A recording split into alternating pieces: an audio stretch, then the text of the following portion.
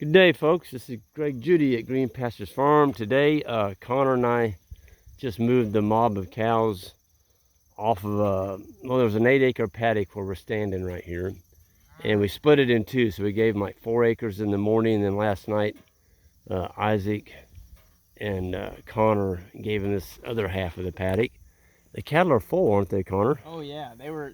I mean, half of them were laying down when we came in this morning, and none of them were bawling until we started calling. Yeah, once we started calling, they kind of woke up. It's like, all right, let's go. But the field they're on down there, folks, that's a bottom piece. That was the old cocklebur field. It was a bean field.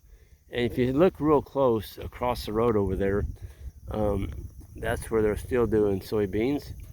They sprayed that with glyphosate, and then they no-tilled their beans into that bottom over there.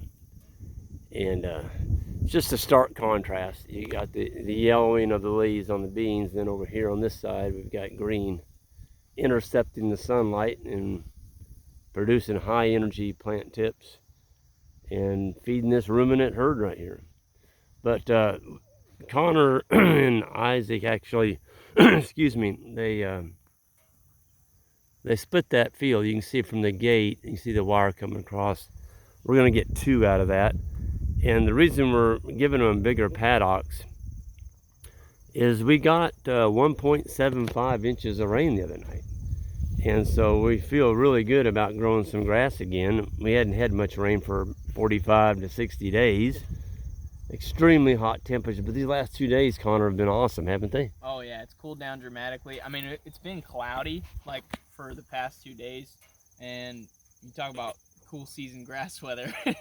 Got some rain. Yes. Sun's not out. We're probably gonna grow a few inches of grass here in the next couple days. I think you're right, and we're also supposed to get some more rain today, or there's a chance. Connor looked on his phone a while ago, and it's 51%. So we're like, well, it's better than 50%. Above half. Yeah, it's above half. But you can see the cattle are spread out pretty homogeneously out there, and there's not a lot of movement. If you look at the cattle, they're standing still. Now, if that had been 320 head, give or take, if that had been 300 and some head of sheep, they'd just be moving all over that paddock. That's the difference between cattle and sheep. The sheep move a lot faster pace when they graze, and the cattle, if they find a little patch they're pretty happy with, they just stand there and eat. And then here in another hour or two, you'll see more walking. They're looking for the goodies. Right now, they're grazing the goodies. It's all goodies. It's all goodies. That's right. We're gonna walk out there. I just want to get you. So this is what they left right here. Connor, you can put your hand down there for reference. Yes, this is what we left behind. Yep, there's a lot. So we actually took some stakes, some white post the other day, and where the cattle were at behind us, we stuck it in the ground, and then we took a tape measure and measured the height of the grass that we left and the date that we put that there. And so we can go back here in 7 days, 14 days, and just actually measure the amount of grass that we're regrowing now that we've got rain. Yeah. So we're pretty optimistic. I mean, this is October 6th. And Isaac just left last night to go back for his vacation, see his family, and so is Connor and I for a week. And of course, we're going to have a cattle drive. We have Jan; she can help us with that, and that's coming up on Sunday, isn't it? Sunday morning. Sunday morning. Yep. Boy, I mean, these cattle really look good. Fat and happy. Yep. You don't hear anything bawling. No, there's not a single ball anywhere. But they're really getting some high quality forage. It's been around 45 to 50 days since we've been here, and we're going to the Judy farm next, and it's going to be on about the same rest period. But there's quite a bit of orchard grass in here, Connor. Yeah. I mean, several clumps. There's some here. Yep. They've already nailed this. Yep. Some there. Yep. I'd say there's probably I don't know. There's 30%. Yeah, you can see all the like tinges of Yeah, blue. yeah. The Bluish. orchard grass has more of a blue color, doesn't it? Yeah, it's the fescue is pretty dark green, and the orchard grass kind of has a hint of blue. Yeah. To it, so you can kind of pick it out. Go over there and stand by 020. What do you think of her? Super slick. Isn't gorgeous. That's Murray Gray's calf, isn't it? It is. From last year? Yeah, from last year. God. She's lighter than the one from this year, but she's just gorgeous. She's just a gorgeous heifer. Boy, if you could make them all like that one, the cattle business would be pretty easy, wouldn't it? I mean, she's just one of those that just stands out. There's the mom right there. Yep, there's the mom right there. And it's surprising that Junior isn't too far away somewhere, but he is. He's always doing his own thing. There he is. He's over there. Where? Way over there in the middle. Oh yeah, way over there in the middle. Yep. He's always kind of off doing his own thing. Yeah, well, that's kind of what young boys do, isn't it? Yeah. Well, look at that cow right there. Is she fat or what?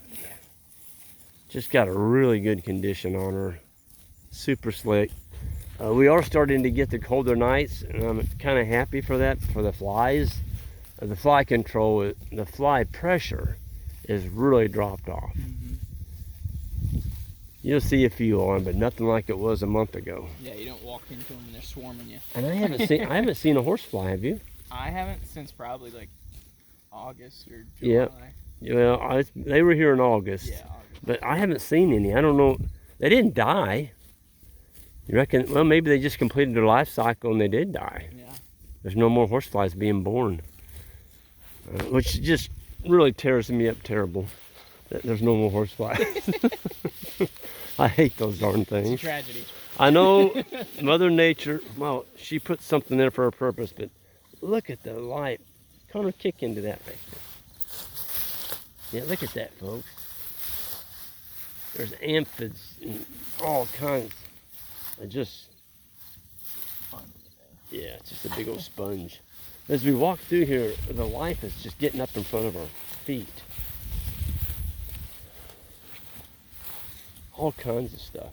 We were driving up to the barn yesterday. Remember the cobwebs we saw? Oh my gosh, that was one of the coolest things I've seen. It's just all these like we're sitting, the sun's pointing directly at us, and then we're sitting looking up a hill, and all these like lines of like cobwebs or thousands. Yeah, it's just like floating, and then the wind's blowing, and so it looked like, you said it looked like water, like water through. In the air. Yeah, it was super cool. We're not exaggerating, folks.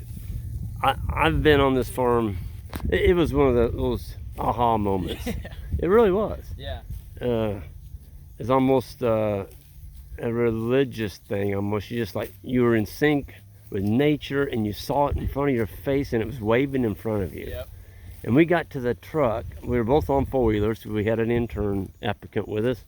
Both of our four-wheelers were covered with them. Yep. And this is like 4:30, 5 o'clock in the afternoon. Mm-hmm. But there was, and Ben named them. What did he call them? Travelers? Something like that. They were, I don't like, remember the name of them, but spiders, pretty much. Yeah, like they're just floating in the. Yeah, they're just floating through the wind, and they like lines or like line spiders. That's what it was, I believe. I've seen a little bit of that, but nothing like the other night. It was unbelievable. Yeah, it was really cool. You know, when you see that kind of spider activity, like, there's some serious soul of life going on out here. You know, there's food for them. Yep, that's why they're there. Folks, this is as natural as breathing right here. These are ruminant animals doing what they've been doing for tens of thousands of years, grazing grass and feeding populations with healthy grass-finished meat. And you know, you look at the caveman paintings on the walls in history. I'm kind of a history buff, and I've looked at a lot of that stuff, and you notice the animals that they're painting on the walls, they're not skinny animals, they're big fat animals, and it shows the cavemen hurling spears at them, whether it's a woolly mammoth or whatever. They're not going after the little thin ones, they're going after fat ones like this. And the reason they had to kill a fat animal is they needed that fat, the animal fat, to make it, or they would have died in the wintertime. Yep. There wasn't any broccoli or spinach being grown. No. They ate animals, and they ate the fat, and they ate the organs. Yep. You know, the Indians, I think one of the first things they ate on a buffalo would be the liver. When they got a buffalo, they would eat the liver. They would cut it open, and they would eat the liver raw. Yeah. Can you imagine eating a raw liver? You gotta do what you gotta do.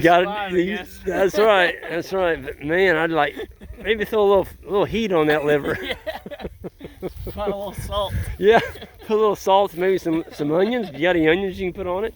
I love liver and onions, but yeah, it's pretty rewarding to sit out here in your cattle like that, or not sit, but stand in your cattle and look across, and everything's grazing, everything's happy. Yep.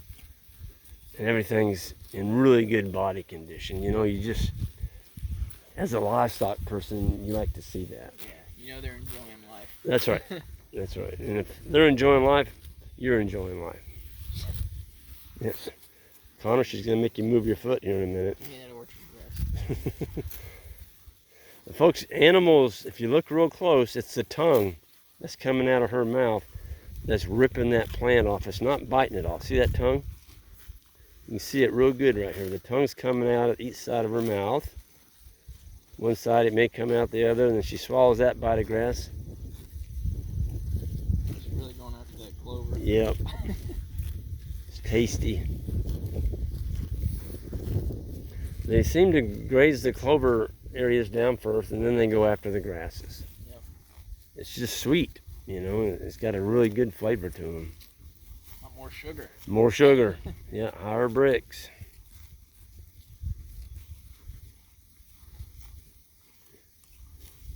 You do what every mom tells you not to do. Eat your dessert first. Oh, Connor, I never thought of that, but you're absolutely correct. That's what they're doing. Yep. This is the black heifer that we bought this spring with those other four, and she is really, she's got KW. That's the initials of the fellow we bought her from. Look at her, boy, she is really blossomed. You know, I don't mind a black calf. They can look like that on grass and stay in good shape and raise a calf. Yep. Hey, she's bred to a South Pole bull. You know, she's probably going to have a red, or she may have a reddish black calf. But folks, if you've got black cattle and you want to go to red, I wouldn't recommend selling your black ones. You know, put a red bull on them. And in a few years, you keep the heifers out of that cross, you're going to have, you know, cattle that kind of look like that. You know, a red, this is a really good one. She's slick. You like to, somebody said the other day they wanted me to explain a little bit more on the angle of the legs, the angle of the belly. So you want the belly coming right behind the front legs there. You want it to angle down, and it should be hitting them back. That angle, if you put a straight measure back to her feet down there, it should be hitting her about the center of her hock back there, or right below her hock, I'm sorry. An animal, especially a cow that doesn't have that gut, I was looking at a few in here. There's a few that don't. Well, here's one right over here. Now let's go look at this heifer. I'll give you a comparison. So this is a young heifer. She may develop a little more gut as she gets bigger. Get away, girl. She's pretty, but look at that. See, she doesn't have, right behind her front leg there, it's level. Yeah. It's pretty straight. It's line. straight line. So what that's telling you is she doesn't have the gut capacity to hold all the grass. And so when she calves, she could, you know, struggle a little bit better keeping weight on than a cow that has that big gut. So if you're selecting animals, make sure they have that angle going down. Here's a good one right here, 69. See, she's got the angle. The angles, if you put a square on that belly, it's going to hit her back there on her leg. About probably 6 inches up on her leg. Yep. Boy, she's just licking the butt. Definitely a difference between the two there. Oh yeah. Yeah, I mean, there's nothing wrong with that little heifer if you just wanted, if that's all you could get. But if you can get the best, Yep. go for that gut. I was headed toward a bowler. Where did he go? Then we'll stop. Right here he is. Yeah, 921. This is a young bull. He's 2 years old, and that's one that'll be marketed next year. But he is just a beast. He's a stud. Yeah, he's got a really nice gut capacity. Looks like a bodybuilder. Yeah, he looks like a bodybuilder. He's been lifting weights. But he keeps that kind of condition chasing cows all summer. That's what's impressive. Yep. These bulls don't miss a chance. If there's a cow in heat, they're on them. Yeah. At least 10, Yeah, if not more. yeah. It's like an old friend of mine said, you know, a lot of people say, well, it's a lot of work for a bull to breed a cow.